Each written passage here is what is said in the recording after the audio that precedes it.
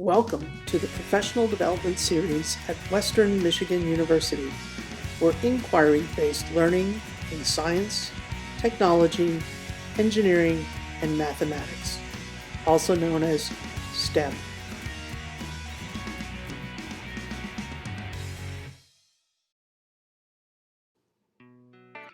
We know that the best way to learn science is to do science. Yet science labs, in particular those associated with first-year courses in college, have traditionally used prescriptive or cookbook exercises that follow a set of instructions and do not engage students in the art of scientific discovery.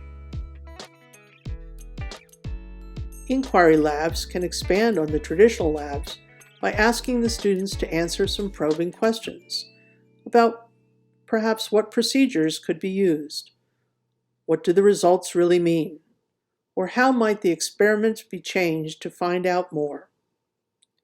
Getting students to think about real-world problems, to think about how would I design an experiment to address these real-world problems, how do I gather data, and how do I use that information I've gathered to generate a story I can tell people about what I've been exploring. It's no surprise that they have way more buy-in and feel like, I should care about this. People around me should care about this. I got a story to tell.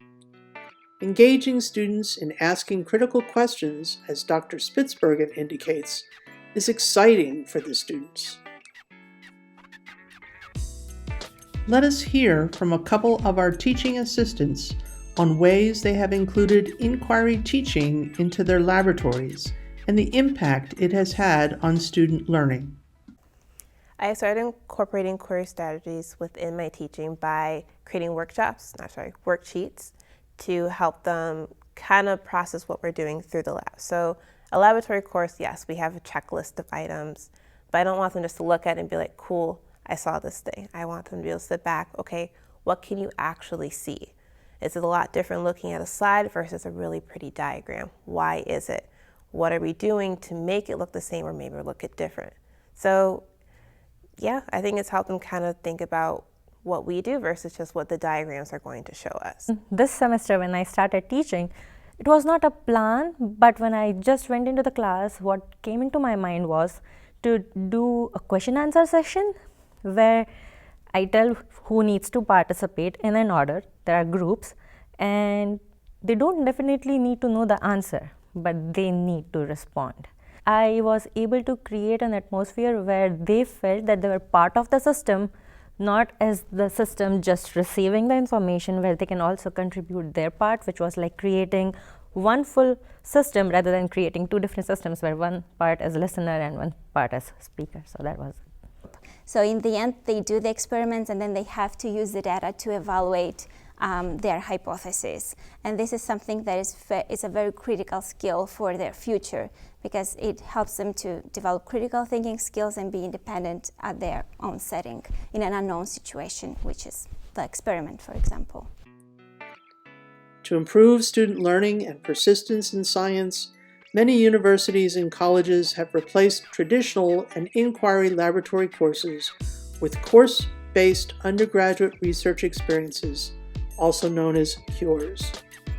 CURES are a student-centered educational approach in which students conduct scientific research in a laboratory class by first working with a faculty member to identify a scientific question to ask, proposing a hypothesis, and then setting out to address the hypothesis experimentally.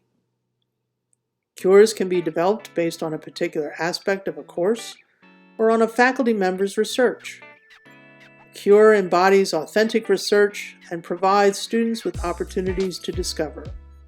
Is what I found when we did the the independent research project in the intro course. I really thought that that would appeal to the higher functioning students who are maybe already engaged and would be able to like spread their wings and get even more engaged, and it might bring up the middle ground students that were struggling and give them an outlet where they could excel. But I really figured kind of like the bottom 5% of the class that we weren't reaching them, probably another bias. And I'd say the biggest biggest change that I've seen is that you see students that are not normally engaged in any other aspect of the course when they're allowed or even forced to come up with their own ideas and their own project, really kind of get excited and take it seriously. And some of those are the ones that are the most eager on poster presentation day to sort of show you what they've done. Often, some form of reporting of findings, such as a poster presentation day, follows and allows students to communicate the results to a broader audience. As Dr. Bean explains, students are empowered by this approach.